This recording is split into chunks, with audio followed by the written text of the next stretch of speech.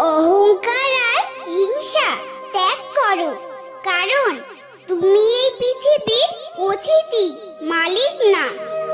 ভগবান যা দিয়েছে সেটা নিয়ে তৃপ্তি থাকার সবসময় চেষ্টা করুন।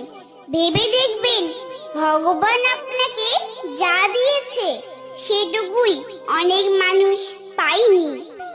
অপরকে নয়, পরিবারকে ভালোবাসুন। মৃত্যুর পর জীবনের সবচেয়ে কঠিন সত্য কি জানেন? স্ত্রী সাথ দেবে বাড়ির চৌকাঠ পর্যন্ত, সমাজ সাথ দেবে শ্মশান পর্যন্ত, পুত্র সাথ দেবে আপনাকে অগ্নি দান করা পর্যন্ত। আপনার সাথে যদি কিছু যায় সেটা শুধুমাত্র আপনার কর্ম। রাধে রাধে।